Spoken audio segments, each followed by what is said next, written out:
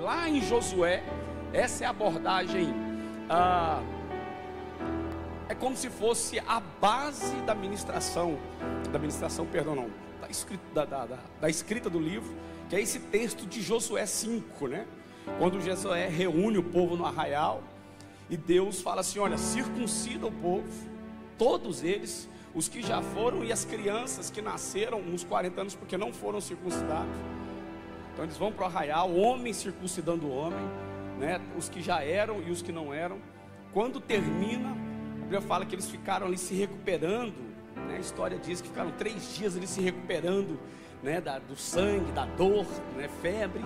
Aí Deus vem: hoje eu tirei o opróbrio do Egito, a vergonha do Egito de vocês. Hoje eu tirei, porque vocês entenderam a promessa e a postura diante da promessa. Então vocês não prendem mais. Lembra das reclamações? Vamos voltar, não tem água, vamos voltar e tomar água barrenta. Não tem comida, então vamos voltar lá pelo menos tinha cebola e alho, né? Então assim, o povo foi reclamando, vivendo uma promessa futura, mas carregando um fardo do passado. É isso que nós vamos abordar aqui numa introdução disso aí. Agora olha que interessante, querido. Primeira coisa que a gente aborda dos adoecimentos emocionais é que essas feridas, ela passa pelo ambiente da qual nós estabelecemos a nossa convivência. A família passa por lá. Ninguém adoece no trabalho. Ninguém, rapaz, deixa a musiquinha aí, agora que eles começaram a chorar. Deixa a musiquinha rodar aí. Passa, por quê, pastor? Porque eu preciso que a gente entenda junto, querido, que pais adoecidos geram filhos feridos, e pais frustrados geram filhos totalmente perturbados e desorganizados, desequilibrados. Há uma consciência pragmática. Todo adoecimento de um ser humano começou numa relação desfuncional dos pais. Eu tive muito problema, não só emocional, mas comportamental, devido ao desvio daquilo que é pleno, daquilo que é certo dos meus pais, por mais que não conheciam Deus. Então uma abordagem, a gente precisa entender, é que pais feridos geram filhos adoecidos, pais frustrados geram filhos desorganizados, geram filhos desequilibrados, geram filhos desobedientes, geram filhos, né, com comportamento reprovável. Essa é uma realidade. Se alguém puxar na memória aí, aquele domingo que eu ministrei aqui, se eu não me engano foi domingo, a última vez que eu ministrei aqui no início do ano, se eu não me engano foi domingo, se eu não estiver enganado, porque eu estava com o Lucas aí, né? Acho que foi domingo. Eu falei algo assim muito sério. Isso é uma abordagem minha no seminário, que quando eu olho para a Isabela, né, e vejo que se algo amanhã não der certo com a Isabela, eu preciso parar e ver aonde foi que eu errei. Aí Deus falou comigo, pastor Domício, eu não lembro onde é que eu estava ministrando. Ela ligou: pai, falando da prova, olha aqui, pai, estou fazendo trabalho, estudando para a prova. Ela estava em ensino médio agora, pastora Vanessa, e falando da prova, e mostrando assim para mim no vídeo, né, na chamada de vídeo, um calo. Pai, deu calo de tanto eu escrever hoje. Eu falei: deixa eu ver, filha. Olhei assim pro calo dela. Não, continua, nem estourou ainda, nem sangrou, vamos embora, chega. Não, pai, mas e se sangrar? Eu falei: esquenta não, sua mãe faz um curativo aí, passa um band-aid aí, você continua escrevendo. Aí ela: pai, por que o senhor é tão dura comigo? O senhor é tão duro comigo? Eu falei: filha, pega para mim uma borracha, um lápis, uma borracha e um papel. Como assim, pai? Eu falei: pega para mim, filha, pega para mim. Aí ela pegou. Eu falei: o dia que a borracha acabar primeiro que o lápis, significa que você está mais errando do que acertando. Eu estou disposto a comprar 100 lápis para você por dia, mas eu vou ficar triste o dia que eu tiver que comprar 2 borrachas por dia. Minha filha, entenda uma coisa: o seu sucesso amanhã é minha obrigação, mas o seu fracasso significa que eu fracassei como pai. Eu errei com você emocionalmente, espiritualmente, relacionalmente, socialmente, eu errei com você em alguma coisa. Quando eu falo eu, é claro, estou falando eu e minha esposa, obviamente.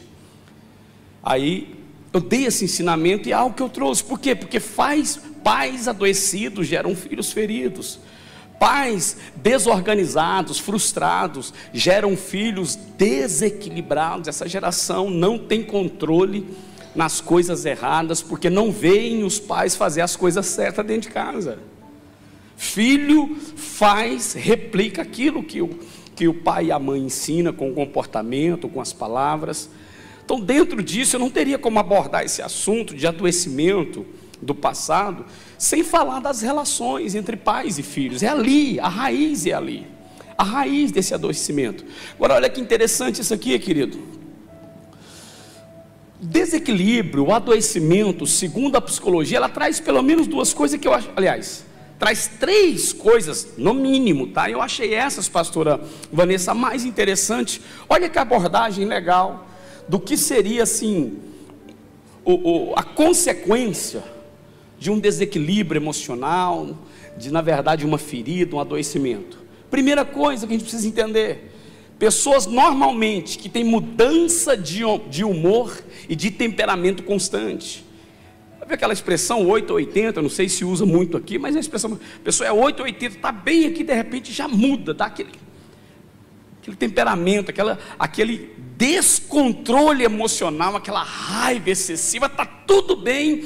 Pessoal, aqui não acontece isso não, eu já vi numa capital, acho que da Angola acontecer isso, no Brasil, nem em Campo Grande não acontece isso não, está tudo bem conversando, a pessoa fez uma coisa errada, mudou, o clima fechou, o cara fecha, não conversa, passa o dia inteiro mal-humorado. O que foi? Mas calma, né? Então, uma das provas que a psicologia fala dos adoecimentos e desequilíbrios emocionais está numa mudança constante de humor e temperamento, tá? Não só as pessoas que vivem sempre sorrindo, parecendo, né, achando que tudo é brincadeira, não é? Aí também já fala de outro adoecimento. Pessoas que fiquem totalmente fechadas, frustradas, não conversam, aí literalmente está profundamente adoecido.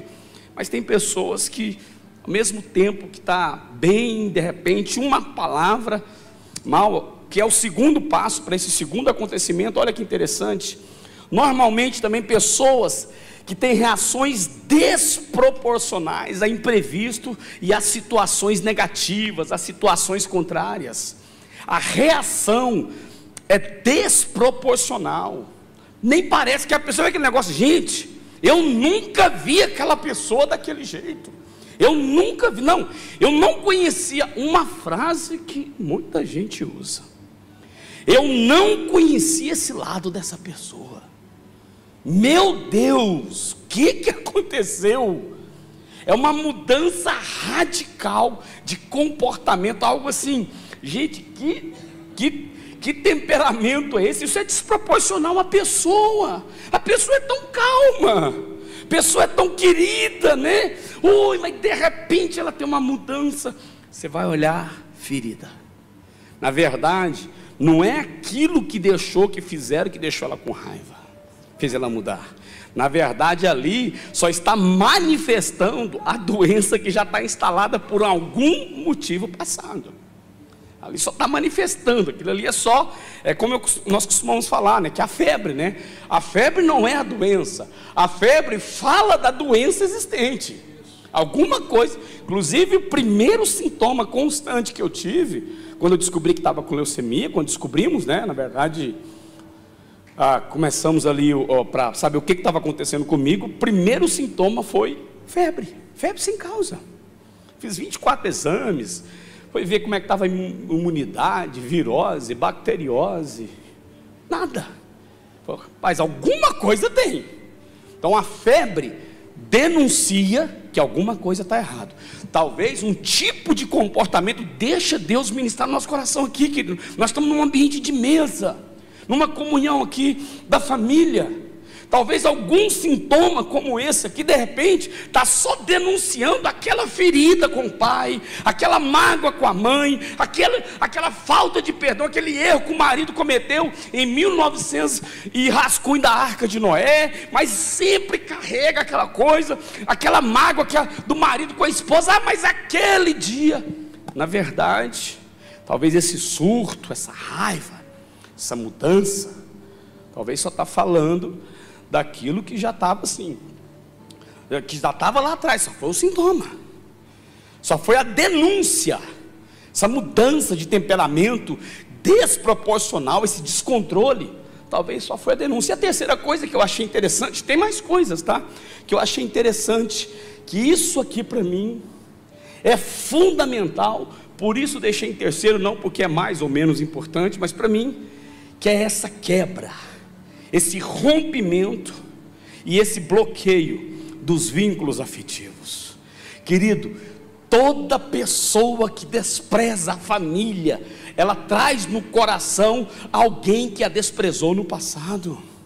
É impossível para mim, pastor Domingos, tem hora que eu vejo as pessoas assim, o jeito que fala com o marido, o jeito que fala com a esposa, quando você vai atender, gente, dá a impressão que são dois inimigos. Você vai ver, você vai tratar uma filha surtada, um menino surtado, está ali aquela briga, o pai errou, às vezes a mãe errou, mas está ali conversando, vem procurar assunto, o jeito que eles conversam. Gente, eu estou diante de uma guerra. Dá a impressão que israelitas e palestinos, né? Rússia e Croácia estão aqui lutando por território. E aí a coisa complica. Então, na verdade, querido, literalmente, anote isso no seu coração. Anote isso no seu coração. Todos os adoecimentos emocionais, aonde ele já passa a ser materializado nas atitudes, querido, traz literalmente, eu vou falar isso aqui uns 2 minutinhos, ele traz consigo uma das maiores síndromes, que para mim hoje, ela está sendo aí, vista e vivida aí. Obrigado, lindão, lindão cheiroso.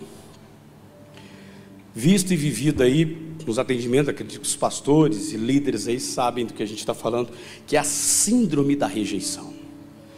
Toda pessoa que rejeita um dia foi rejeitado.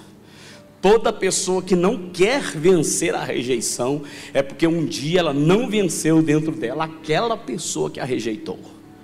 Não dá tempo de entrar muito nisso, mas essa abordagem ela está muito bem expressiva. Eu procurei apresentá-la de forma muito clara na Bíblia, agora, no livro, perdão. Agora, olha só esse texto, queridos. Olha só que texto interessante. Lá em Gênesis 41. Olha só. Que antes que eu esqueça, minha cabeça, o tic-tac aqui está meio devagar. Quem quiser tirar foto aí da projeção, já passei algumas, mas também já está ali com o Davi, né? Isso mesmo, né? Se alguém quiser depois pegar, fica à vontade, está ali, tá bom? Se quiser tirar uma foto. Só que se você for postar e editar a foto, coloca cabelo, porque minha mulher disse que eu fico menos feio quando eu tenho cabelo. Aí você põe o cabelinho. Gênesis 41, olha que interessante, a partir dos 50, olha que historinha de José, que todo mundo conhece, mas olha aqui, ó. Antes dos anos de fome, Asenate, filha de Potífera, sacerdote de On, deu a José 2 filhos. Olha o 51. O primeiro, José, pôs o nome dele de Manassés, dizendo: Deus me fez o quê? Deus me fez o quê? Deus me fez esquecer de todo o meu sofrimento. Até aí tudo bem, lidei com a minha ferida do passado, tá aí, tá tudo certo. Mas ele continua: mas ele me fez esquecer da casa do meu pai. É assim que está escrito, gente. Ele me fez esquecer do quê? De toda a casa do meu pai. Agora vamos para a prática do processo. Você já imaginou José chamando o filho dele para ir para a aula? Ou não quero saber do meu pai, vem para cá. Ou minha família está morta, vamos para a escola. Meus irmãos morreram para mim, vamos, você tem que chegar no horário. Vai tomar banho, que minha mãe está morta para mim. Gente, o cara colocou o nome do filho. Deus me fez esquecer da dor, do sofrimento, beleza. Mas como esquecer da dor se ele carregava ainda a mágoa da família? E me fez esquecer de toda a casa do meu pai. Gente, não tem lógica um negócio desse. Ele colocou Deus na parada. Você já imaginou chamando o seu filho todo dia? Vem cá, meu pai está morto. Vem cá, meu sobrinho não existe. Vem cá, meus irmãos não valem nada. Vem cá, destruição de família. Eu esqueci de toda a casa do meu pai. Agora, sem contar, pastor, o que isso era gerado no coração daquele menino. José não parou para pensar: gente, se eu estou falando para ele que eu esqueci da casa do meu pai, Deus me matou esse povo, o que eu estou falando para meu filho? Amanhã eu vou morrer no seu coração, meu filho. Quando um pai, escute isso, igreja, escute isso, povo lindo. Quando um pai e uma mãe não resolvem o seu problema do passado, ele gera nos corações dos filhos um esquecimento no futuro. Eu só produzo na vida da Isabela aquilo que ela vai romper amanhã, quando eu não estou preso naquilo que me prendeu no passado. Porque a Isabela é a geração que está vindo depois de mim. Se for olhar o Lucas e o Mateus, é Davi também, né? Davi e o Lucas, a geração amanhã, dos filhos deles que virão, para existir primeiro passou pelo pastor Domício e pela pastora Vanessa. Para eles continuar, querido, algo precisa ser resolvido aqui para continuar. Por isso a bênção é até a terceira e quarta geração. E se a quarta for fiel, eu abençoarei até 1000 gerações. Porque passa de pai para filho, Deus de Abraão, Isaque e Jacó.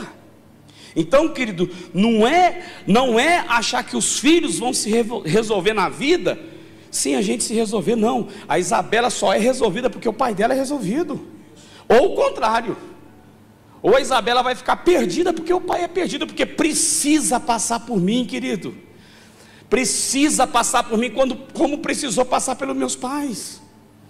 E José, então, ele traz isso para o filho dele, mas nunca amou, porque ele tem um segundo filho. Olha o nome do segundo filho, Efraim, que significa, olha só que maravilha, olha só, Deus, o segundo chamou Efraim dizendo: Deus me fez crescer na terra aonde tenho sofrido. Sabe como é que chamava o filho dele? Vem cá meu sofrimento, vem cá minha canseira, vem cá minha dor do abandono. Porque, querido, você vai na etimologia da palavra, tenho, você vai conjugar ele, é presente contínuo, porque senão seria teria. Deus me fez crescer na terra que eu tive sofrimento, na terra que um dia eu sofri. Não, ele colocou presente contínuo, ou seja, todos os dias, continuamente, o sofrimento existia. Deus fez ele crescer, mas automaticamente, o que cresceu dentro dele junto? A dor, o sofrimento, a mágoa. Então o problema não é Deus resolver, o problema é eu me tornar uma pessoa resolvida diante do problema. Vou repetir devagar, querido. Às vezes nós viemos para a igreja buscar de Deus, igual hoje aqui, é cura, né? Cura física, hoje cura emocional. Fala, Deus, resolve esse problema. Deus falou assim, tudo bem, mas não adianta eu resolver o problema e você não se resolver. Porque o problema que vier amanhã, a pessoa surta de novo. Vem uma dificuldade amanhã, a pessoa surta de novo. Nesse mundo tereis aflição, mas sejam resolvidos. Eu venci o mundo. Então a questão não é aflição, é crer que ele já venceu. Meu Deus. Aflição vai ter, meu irmão, deixa eu te falar. Vai ter dificuldade. E eu vou animar o nosso coração aqui, como bom servo de Deus. Vai piorar, meu irmão. Vai piorar. Mas a questão não é o quanto está ruim lá fora, a questão é o quanto eu sou resolvido aqui dentro, o quanto eu sou resolvido como pai, como família, como cristão. Então Jesus não é resolvedor de problema, ainda que ele resolve, mas Jesus prefere primeiro resolver as pessoas diante do problema. Lembra da minha ministração, que ele foi curar um cego, lá cuspiu nos olhos, e o camarada lá assim, veja as pessoas como árvore. Ele estava resolvendo o problema dele, mas ele não era resolvido, porque ele confundia coisas e pessoas. Árvore e pessoa para ele era a mesma coisa, tinha o mesmo valor, meu irmão. Eu vejo as pessoas, mas parece árvore andando, parece doido. Quem vai confundir pessoas com árvore com pessoas? Então Jesus abriu os olhos dele, para ele primeiro se enxergar a dor que ele carregava, a cegueira dentro dele, a cegueira relacional. Tanto é que como que termina Marcos 8 no verso 26?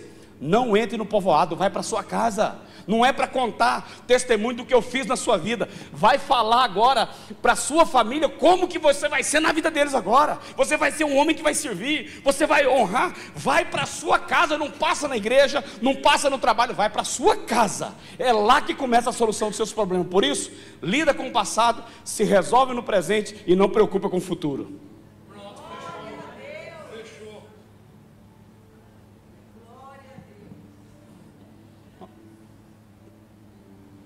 Essa é a situação.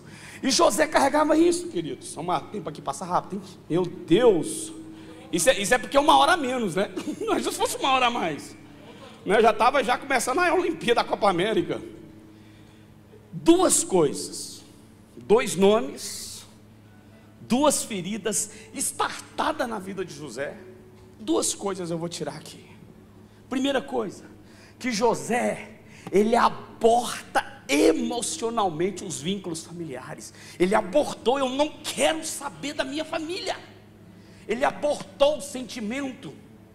Tanto é que ele transferiu para o filho. Ele chamava o filho dele: minha família morreu para mim, eu não quero saber dos meus familiares. Ele abortou. Querido, uma das maiores plataformas das quedas relacionais, seja em qualquer esfera, emocional, espiritual, congregacional, social, profissional, sexual, né? Casamento. Uma das maiores quedas, ou plataformas da queda, é quando a pessoa aborta os vínculos que ela tem. Eu não quero saber dessa pessoa. Você pensa que está matando a relação? Não, é a pessoa que está morrendo diante das relações que virão. Não está matando a pessoa. Não é o mal que ela me fez, é a minha reação ao mal que a pessoa me fez. O problema não é o que minha esposa fez comigo, mas é a minha reação, Lucas, aquilo que ela fez comigo. A minha relação vai falar da minha saúde ou da minha ferida. Errar comigo é a única certeza que eu tenho, meu irmão. Se tem uma certeza que eu tenho na vida, é que alguém vai errar comigo, principalmente as pessoas próximas. Pai, mãe, sogro, sogra, esposa, filho, vai errar. A questão é a minha reação quanto a isso. Então José, em Manassés, aborta emocionalmente os seus vínculos familiares. Como consequência disso, ele bloqueia literalmente a família, para manter distância da origem da ferida. Ele estava longe no Egito, mas a ferida estava dentro dele.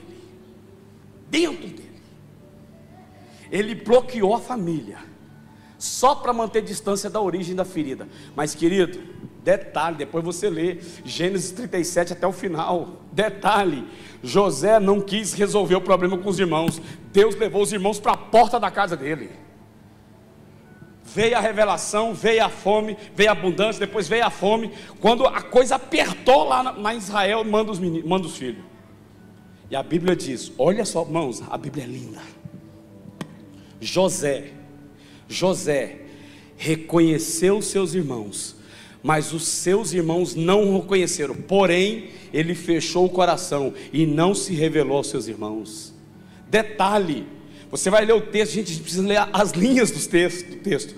José então falava com seus irmãos com intérprete, ou seja, José não quis nem falar na língua deles. José matou a família, matou a origem, matou a cultura, matou os relacionamentos, matou a língua, meu irmão.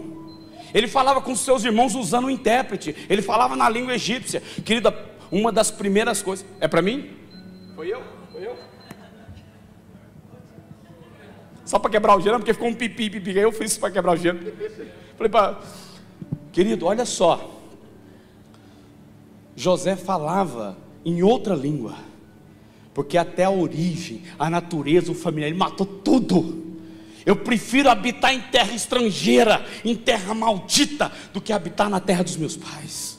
Uma das primeiras coisas, aliás, uma das consequências, primeiro eu já falei, de viver assim, pastores, é quando a pessoa começa a desfazer ou a indiferença com relação à linguagem do outro. Já fala a linguagem que o pai não aceita, já fala a linguagem que a mãe não aceita, fala a linguagem que o filho não aceita, o filho fala desrespeitosamente com os pais, o marido já não fala mais a linguagem da esposa, a esposa já não fala mais a linguagem do marido, e aí vai brotando, né? Vai, na verdade, não só brotando, porque a raiz já está lá, mas já vai manifestando, pastor Domício, os adoecimentos a partir dos rompimentos, dormir separado, cada um virado para um canto da cama, se não dormindo em outro quarto, logo sai de manhã, já nem dá bom dia, chega nem dá boa tarde ou boa noite, não ora mais junto, vem para a igreja que vive uma máscara, pega na mão, abraça, e tá aleluia, Deus namorado, dancinha, mas chega em casa, está adoecido. Não é assim, querido, não é aqui que vai me mudar lá, é eu transformado lá que vai vir celebrar aqui. Não é aqui que eu vou receber a graça para mudar dentro de casa. É a minha postura de casa que me faz manifestar a graça que Deus me deu. No nome de Jesus, igreja. No nome de Jesus, família. Vou plagiar o apóstolo Paulo. Eu rogo-vos pelas misericórdias de Cristo. Não me avalie, não me avalie. Eu já falei isso aqui, não me avalie por essa ministração, se é que ela é boa. Liga lá em casa e pergunta como eu sou como marido. Ali se avalia se eu sou um homem equilibrado, se eu sou uma pessoa sã. Vai lá e pergunta para minha esposa como eu sou como marido. Pergunta para minha filha como eu sou como pai. É ali que está a origem da minha saúde, ou também as raízes das minhas doenças. José conquistou o Egito, José conquistou o governador, se tornou governador, conquista Faraó, conquistou todo mundo, mas dentro dele ele perdeu o coração da família. Não adianta nada a gente conquistar o coração dos outros, mas dentro de casa perder o coração do cônjuge. Como eu disse no início, ter fala numa empresa como líder, mas dentro de casa não tem voz no coração de um filho. Porque às vezes a pessoa fala muito, mas não diz nada. Mas tem muita gente que diz pouco, mas falou tudo. Nós temos que avaliar isso. José tinha essa questão. Dentro disso, querido, vou caminhar sobre 4 passos aqui, bem rápido, para você tirar foto, anotar, talvez não dê tempo, mas são 4 conceitos, 4, bem legalzinho. Olha só, quem semeia um pensamento, colhe um feito. Quem semeia um feito, colhe um hábito. Quem semeia um hábito, colhe um caráter. Quem semeia um caráter, colhe um destino, um futuro, colhe um propósito. Agora aqui é que está, não é aqui, é aqui. Porque aqui, ó, toda pessoa que está vivendo aí a insegurança do seu futuro, é porque o seu caráter está com problema. E o problema do caráter é porque os hábitos não são comuns. E esses hábitos são incomuns, porque os seus feitos não são feitos maravilhosos. E os feitos estão com problema por causa dos pensamentos. Isso aqui, querido. Chuva? Ah, tá bom. Olhe para cá, vamos deixar os irmãos só para a gente caminhar aqui. Querido, olha que interessante. Lembra de Romanos 12? Olha aqui para mim, queridos. Lembra de Romanos 12? Rogo-vos, pois, irmãos, que apresenteis os vossos corpos em sacrifícios vivos, santo e agradável a Deus, que é o vosso culto racional. Agora olha o 2. Ele fala assim, ó, que é o vosso culto racional. Mas que os nossos pensamentos transformados, não vos conformeis com esse mundo, mas transformai-vos pela renovação do vosso entendimento ou pensamento, porque aí sim você vai experimentar a boa, perfeita, agradável vontade de Deus. Você pode perceber no próprio texto, em todas as versões tem um advérbio de ligação. Não vos conformeis nesse mundo, mas transformai-vos ao mais, porém, no entanto, contudo, todavia, entretanto. É um advérbio de ligação e de condição. Ele está ligando o versículo anterior e a continuação do versículo. E também é um advérbio de condição. Mas transformai-vos pela renovação do entendimento, porque aí sim vai experimentar a boa, perfeita e agradável vontade de Deus. Ou seja, o meu futuro, o meu destino, o meu propósito, ele vai ser definido a partir do meu caráter. O meu caráter a partir dos meus hábitos, dos meus comportamentos. Os meus comportamentos, os meus comportamentos, os meus hábitos é fruto dos meus feitos. E os meus feitos são frutos dos meus pensamentos. Vamos para a Bíblia? Olha o que a Bíblia diz.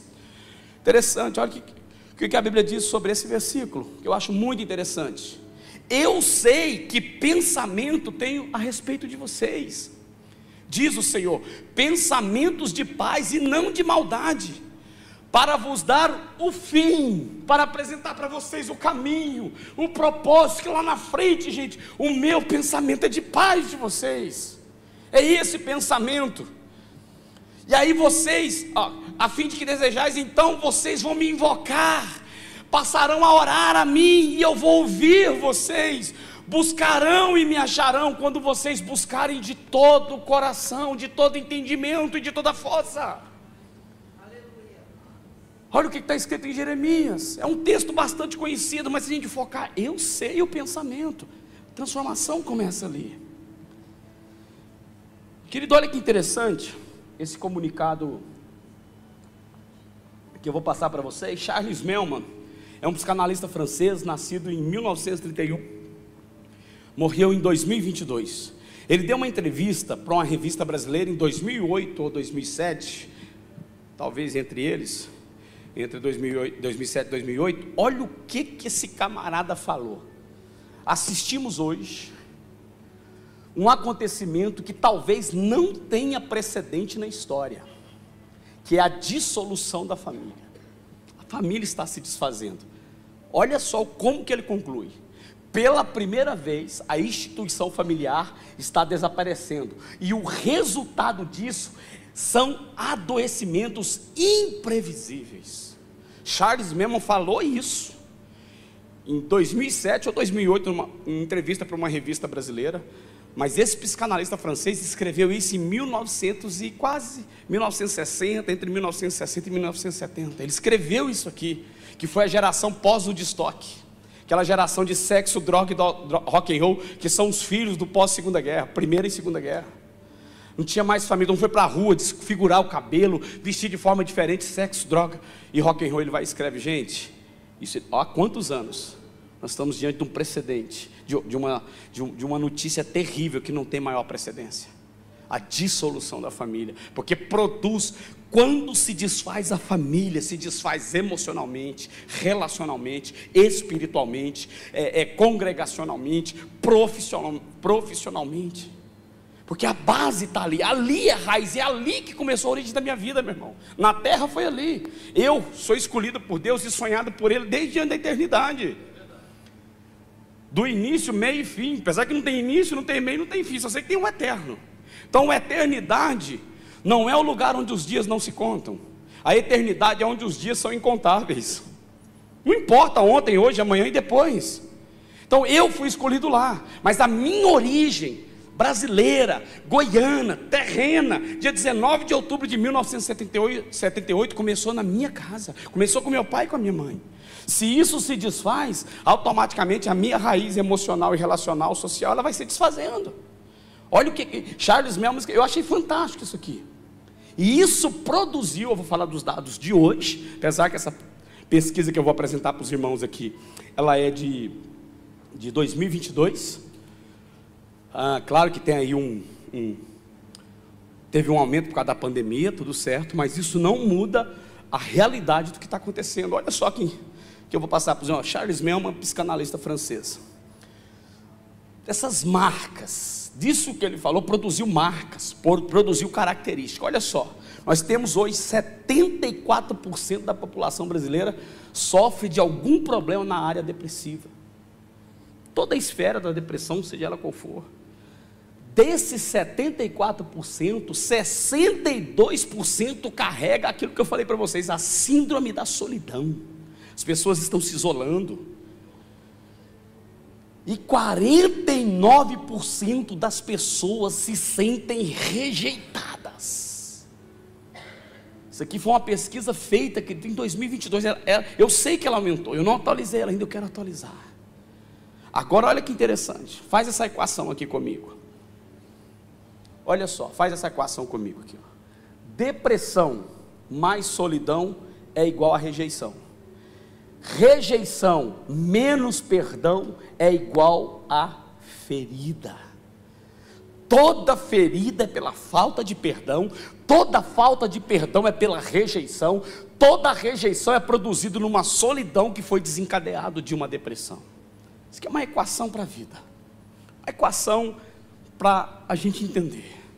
Não vou entrar, no livro eu trabalho um pouco mais, no seminário de cura emocional eu tento entrar um pouquinho mais, mas aqui, se você for pegar o baricentro, um pilar disso aqui é a rejeição, porque toda pessoa que rejeita um dia foi rejeitado, toda pessoa que se afasta porque um dia se sentiu isolado, afastado, está aqui depressão mais solidão é igual a rejeição, rejeição menos o perdão é igual a ferida. Toda ferida instalada emocionalmente nas relações, ela é produzida ali de ambiente disfuncional nas relações dentro de casa. Para a gente pegar essas águas aqui final para a gente orar. Francis Schaeffer, ou Schaeffer, é um camarada, é um teólogo americano, nasceu em 1912, morreu em 1984. Olha o que, ele escreveu mais de 60 livros. A maioria deles, Lucas, foi relacionada à família, a relacionamento. Ele é um teólogo americano, um camarada assim, livros fantásticos, é muito difícil achar livro dele. Morreu em 1984. Todo adoecimento emocional no ser humano tem como raiz um ambiente familiar, pois as maiores decepções e frustrações da vida estão intrinsecamente ligadas às pessoas com que compartilhamos a nossa convivência. Se eu não me engano, ele escreveu isso em torno aí de 1970, 1975, um livro que ele lançou. É um teólogo americano, Francis Schaeffer, ou Francis Schaeffer, se alguém preferir aí colocar de forma diferente. E aí eu chego a essa conclusão, foi de estudar, de ouvir algumas pessoas, de estar buscando, estava falando com a pastora Vanessa que eu estou me dedicando hoje muito, estou fazendo um curso de psicanálise, quero fazer psicologia, mas eu quero fazer presencial. Eu acho que é um curso que requer mais tempo para você dar para ele, mas devido a alguns atendimentos, pastor Domício, assim, que a gente vai fazendo, né, a gente vai fazendo algumas leituras, a gente percebe que todo adoecimento emocional, moral, relacional, espiritual, passa primeiramente pelo ambiente da família. Foi a primeira frase que eu falei aqui quando eu comecei a ministrar, quando eu saí das apresentações. Então, pastor, a gente, né, você vai encontrar esses mais detalhado ali no livro. Por que então pensar nesse assunto? Por que pensar nesse assunto? Por que pensar nesse assunto? Que assunto, pastor? Lidando com as feridas do passado. Por que pensar nesse assunto? Por que me atentar para esses adoecimentos? Principalmente, vai ver um videozinho aqui de 3 segundos, dentro do próprio PowerPoint, tá? Não vai precisar tirar som nem nada não. Você não consegue, vamos todo mundo assim, vamos, né, didaticamente, eu sei que não é uma escola, não sei, mas vamos lá, ó. Todo mundo comigo lá. Você... Vamos, o ensaio ficou, né? Vamos agora, como som de muitas águas, está na gravação, depois o pessoal vai poder ler. Vamos lá, hein? Você não consegue chegar ao futuro se não deixar o passado. Todo adoecimento preso ao passado te impede de romper no futuro. Te impede de romper no futuro.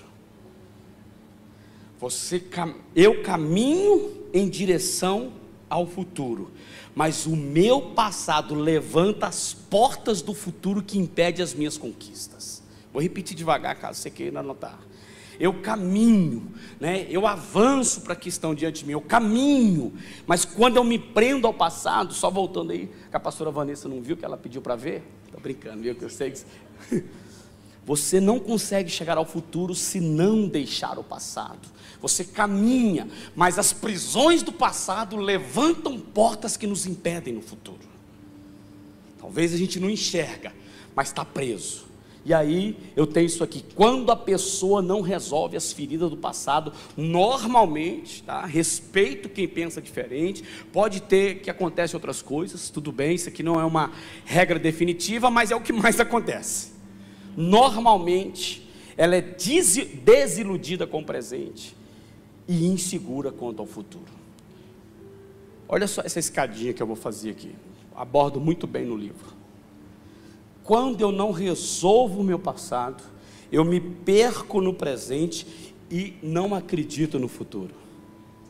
Toda pessoa que não se resolve no passado, ela fica desiludida no presente e completamente insegura no futuro. E a Bíblia fala sobre isso, né? Jesus falou, e dentro dessa abordagem, passado, presente e futuro, prisões do passado, desilusões com o presente, e 3 coisinhas que é realmente bem prática aqui, ó. Sintomas para identificar nessas feridas que não foram resolvidas no passado. Primeiro é o quê? Qual que seria, pastor? A amargura. O que é a amargura? São as prisões do passado. Lembra quando quando Deus fala que o nome daquela, seu nome era Mara, ia mudar o nome dela porque ela carregava amargura? Pessoas que estão presas ao seu passado, pessoas que ela carrega amargura. Então toda amargura é fruto de feridas do passado não resolvidas, com relação ao passado. Pastor, tem isso na Bíblia? Olha que texto, gente. A Bíblia é maravilhosa. Olha só, pastor Domício: lembra-te da minha aflição e do meu choro, do meu pranto, e do absinto e do veneno. O que essa pessoa está falando? Que vai fazer o quê, meu irmão? Hã?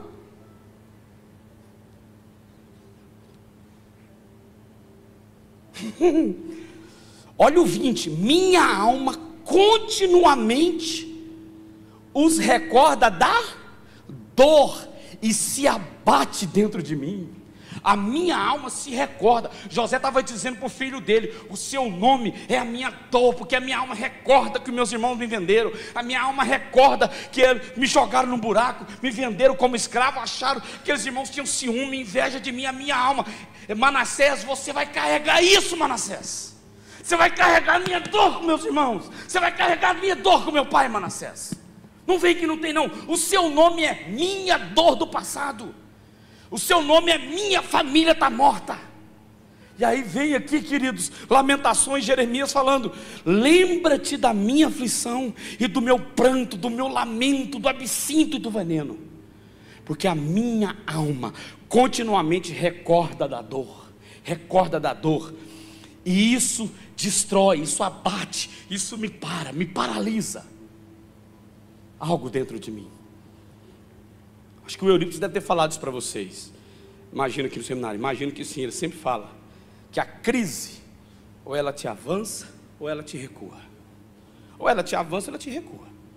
Uma crise financeira, ou o cara para de falar: pai, vamos economizar aqui, vamos vender alguma coisa, ou o cara: vamos trabalhar dobrado, nós vamos pagar essa conta. Então ela te avança, ou ela te recua. É uma criança que está aprendendo a andar. Quando a crise bate, ou ela senta, ou ela para, vê o pai e a mãe. O que normalmente ela faz? Ela vai em caminho, por quê? A crise, ela avança ou recua, mas a ferida paralisa, neutraliza. Por quê? Porque vira e mexe. Voltemos lá, Egito, o povo de Israel, vamos voltar ao Egito. Lá tinha água suja, lá tinha barro, lá tinha cebola e alho. A gente trabalhava, mas ia para casa, pelo menos tinha comida e alho, tinha cebola e alho e tinha água suja do Nilo. Porque é isso. Segunda coisa, eu falei de prisões do passado, agora, que é a amargura. Agora eu vou falar da melancolia. Pastor, o que seria a melancolia? São as desilusões com o presente.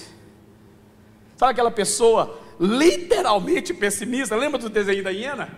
Não, mas eu te disse, não, mas eu te disse, não ia dar certo, não vai.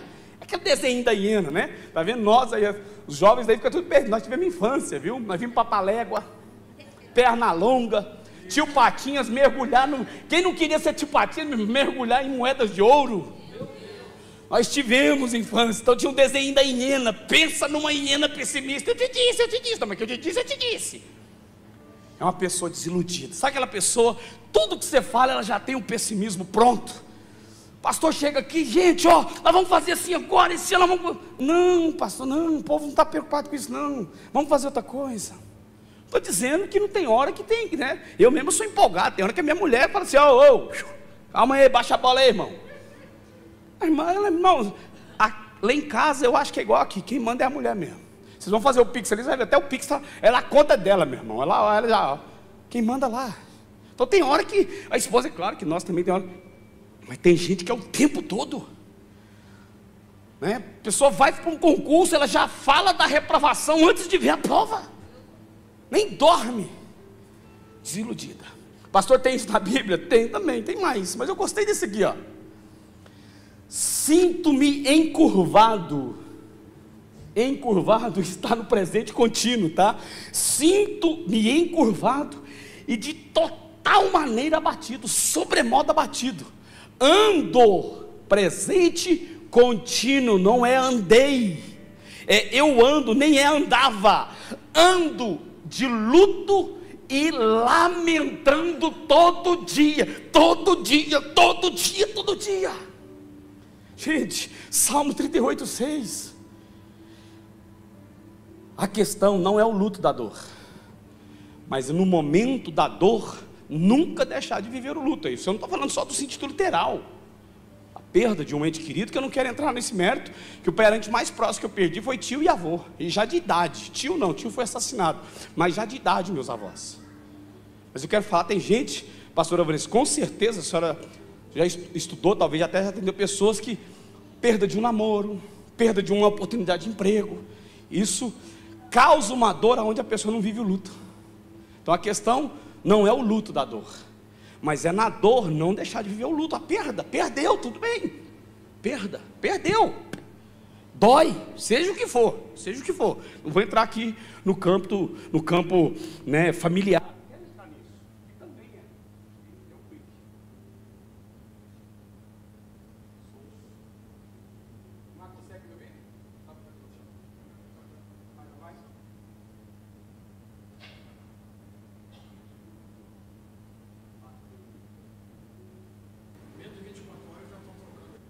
Tranquilo, ó, só foi o pastor falar com o pastor, não, deu um, tá vermelho, eu acho que não, hein.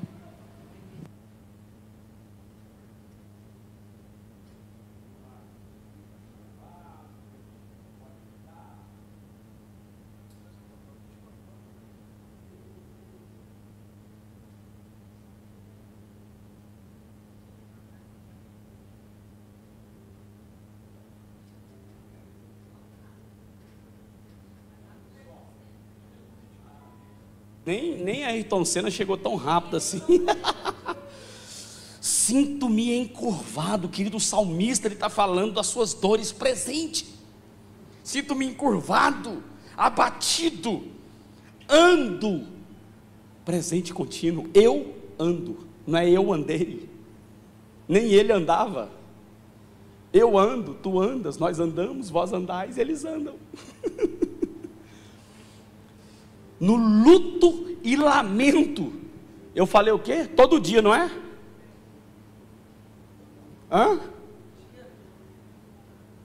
O dia todo, acordando reclama, almoçar reclama, à tarde reclama, à noite reclama, para dormir reclama, acorda e fala que não dormiu nada, dorme e fala que não acordou nada. Gente, eu não entendo. Não é todo dia, é o dia todo. Eu lamento e reclamo, ou seja, isso aqui é o que, pastor? Melancolia, desilusões com o presente. E por último, eu falei que eu ia caminhar na esfera de 3, a ansiedade, que a Bíblia é onde tem mais claro sobre isso, né? A ansiedade são as inseguranças quanto ao futuro. Vamos lá só para ficar bem prático. Amargura, repita comigo, amargura, prisões do passado. Melancolia, desilusões com o presente. Ansiedade, insegurança com o futuro. Pastor, o que mais tem na Bíblia? Hoje se fala, né? Jesus várias vezes falou, mas olha, achei texto interessante de Pedro, né? Que todos conhecem também. Lancemos, né? Lancem sobre Deus toda a vossa ansiedade, pois Ele tem cuidado de vós. Quando eu sou inseguro quanto ao futuro, é porque eu não tenho certeza que Deus cuida de mim. Está com quantos anos, Lucas? 18, estou orando aí para um camarada, filho de pastor, casar com minha filha. Depois nós bate um papo, brinquei com seu pai da outra vez. Pastor e pastora, alguma vez, assim, ele com 5 anos, o outro é quantos anos? 2 anos mais velho que ele? E os dois lá acordou de madrugada, assim, 3, 4 horas da manhã, e falou assim, Lucas, quem fala, Davi, vamos lá falar com o papai, porque, rapaz, eu não sei se vai ter comida amanhã. Um tinha 7, o outro tinha 5. Foi lá na porta assim, falou assim, ô pai, e aí, você vai pregar amanhã, não vai? Mãe, e aí, tem feijão cozido ou só vai? Alguma vez, eles já preocuparam com o que eles iam comer? Alguma vez você já ficou preocupado de chegar na sua casa e não ter comida, está despejado? Sabe por quê? Porque você tem um pai e uma mãe que cuidam de você. Agora a pergunta é, por que agimos assim às vezes com Deus? Se nós que somos imperfeitos, sabemos que... A Isabela, eu saio de casa, ela nunca me perguntou, pai, quanto que entrou lá de oferta, quantos livros você vendeu? Ela só fala assim, pai, e aí, foi bênção? Foi. Ela não quer saber de número. Ela só sabe que amanhã, quando acordar, o carro tem combustível. Minha esposa, 5h40, leva ela para a escola militar. De lá ela vai trabalhar, sai de lá, pega ela, vai para casa e chega em casa, o que ela vai fazer? Esquentar a comida ou preparar junto com a minha esposa ali. Por quê, querido? Porque eu, sendo pai humano, falho, sei que a minha filha precisa de amanhã. Deus então não sabe, queridos. Mas a nossa ansiedade impede a gente de ver a confiabilidade em Deus, querido. Essa confiabilidade, É a mesma coisa de entrar num ônibus. Você vai pegar aqui, vamos pegar aqui, ó. Tem alguma rota de ônibus coletivo que passa aqui nessa rua? Qual seria? Fala uma aí, mais conhecida, que vai para um bairro mais conhecido. É por número ou é por nome aqui? Em Goiânia é número, 214, 105, aqui é o quê? 80. Ele vai para onde? Sai do terminal Bandeirantes, vai para Nova Bahia. Nova Bahia, sai do Bandeirantes. Então você pega ele lá no Nova Bandeirantes, você fica lá na frente assim: ô motorista, você vai para Nova Bahia? Vai. Você sabe o caminho que é? Hein? Você sabe, ó, tem pare, motorista. Ô, semáforo, rapaz, tem limite. Alguém fica, você sabe por quê? Porque ele não tem dúvida de onde entrou, porque ele não tem dúvida de onde vai chegar. Agora, quem entra e não sabe onde vai chegar é porque não tem certeza de quem está conduzindo. Meu Deus. Quem está conduzindo nossa vida. Por isso, resolvendo as prisões do passado, nós nos deixamos de lado a desilusão do presente e não temos dúvida quanto ao futuro. Para a gente terminar, só teremos uma sociedade saudável se a for saudável. Só teremos uma igreja saudável se a família for saudável. Vamos para o terceiro? E só temos uma família saudável se as relações dentro de casa forem saudáveis. Então a cura do meu passado estabelece nas relações que eu vivo no presente. Então não é voltar ao passado para resolver, é não ter dúvida de que eu sou resolvido no meu presente, querido. Sou resolvido com as minhas dores. É assim nós somos. Amém, igreja? E aí, nada melhor do que terminar com o irmão Paulinho, né? Irmãos, não penso que eu mesmo já tenha alcançado, mas uma coisa faço, esquecendo-me das coisas que para trás ficam, esquecendo-me das coisas. Como que José falou que ele esquecia? Das pessoas. Paulo diz que esquece das coisas, mas não abre mão das. Talvez hoje, para resolver toda a nossa vida, é a gente começar a parar de olhar para as coisas e começar a refletir sobre as pessoas, porque ali é a origem da cura. A nossa cura física, o caminho dela é procurar quem, irmãos? Os médicos, medicamento. Deus faz milagres. Como os irmãos sabem, muita gente faz, pastor, isso é um milagre de Deus, tudo bem, mas eu não deixei de ir no médico. Da mesma sorte, que às vezes a nossa cura, a nossa ferida do passado, é ir até as pessoas e resolver, perdoar, abrir o coração, pedir perdão, cumprir aquilo que está escrito em Malaquias, último versículo do Velho Testamento. E nos últimos, Malaquias 4:6, e nos últimos dias ele converterá o coração dos pais aos e dos filhos aos, para que eu não venha à terra e a fira com maldição. A ferida não estava no problema financeiro, não estava na política, não estava no povo doido que andava pela rua. A ferida é porque pai e filho não eram convertidos, não se perdoavam, que foi o mesmo sermão que João Batista começou: convertei, raça de víboras, porque ele vai converter o coração do pai aos filhos, dos filhos aos pais. Por quê, querido? Porque a maior saúde para a vida é estar bem com a família. Se estou bem lá, estou bem aqui. Se eu estou bem aqui, é fruto de que eu estou bem lá. Amém, gente? Esquecendo-me das coisas que para trás ficam, avanço para que estão diante de mim. Não penso que eu tenha alcançado, que eu já tenha alcançado, mas uma coisa faço: esqueço-me das coisas e não das pessoas que ficaram para trás, e avanço para que estão diante. Não é adiante, é diante, é aqui agora. Eu estou resolvido aqui agora. E o que está diante de mim? É o alvo, a fim de ganhar o prêmio do chamado celestial de Deus em Cristo Jesus. Amém, gente? Nós somos isso, querido. Nós somos isso. Essa resposta para a sociedade, essa resposta para a família, essa resposta para a igreja, somos nós. Aonde? Dentro de casa. Amém? Gostaria de ter uma palavra de oração com os irmãos. Podem ficar sentados do mesmo jeito, que aí eu já vou passar para o reverendo. Talvez agora a gente poderia, né, nessa oportunidade aí, você colocar seu coração em Deus, como eu estou colocando aqui. Talvez ao sondar o coração e falar assim: Senhor, quem que eu ainda preciso amar, que eu não amo? Quem que ainda eu preciso perdoar, que eu ainda não perdoei? Qual assim o que meu pai fez comigo, me abandonou, fui criado por tio, por avó, fui abandonado, fui deixado de lado. Eu preciso caminhar, Eu preciso continuar, mas eu não quero viver preso ao meu passado, não quero ser desiludido ao meu presente e jamais quero ficar inseguro quanto ao amanhã. Observai as aves do céu, não plantam, não colhem, não falem nada, mas o Senhor alimenta. Como também os lírios do campo, que nem Salomão se vestiu de forma igual o Senhor o veste. Eu sei, Senhor, que muito mais o Senhor fará por nós seus filhos. Mas Deus, hoje, com convicção, eu não carrego mais a vergonha do Egito. Eu não carrego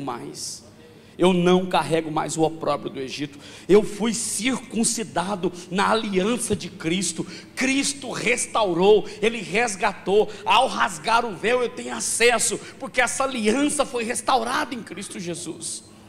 No Senhor, para o Senhor, com o Senhor e através de nós no Senhor. Pai, é a família restaurada, é a vida emocional. Sabemos, ó Deus, que tem os medicamentos, tem os tratamentos, as psicoterapias,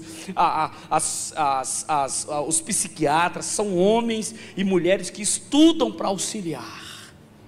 Mas aqui, Deus, nós queremos resolver dentro de nós, para que as pessoas fora de nós, nas nossas relações, não sejam afetadas pelos nossos adoecimentos internos, mas pelo contrário, elas sejam restauradas pelas nossas curas internas, porque somos sarados do Senhor. Eu sou sarado, eu sou filho de Deus. O meu pai, com todos os seus erros, ele cabe dentro de mim, a minha mãe cabe dentro de mim. Deus, não há nada no meu passado que me impede de continuar. Por isso, eu sou teu filho, como cada um de nós aqui somos teus filhos. Em nome de Jesus, que assim seja e assim será. Amém, povo de Deus? Povo lindo, aleluia.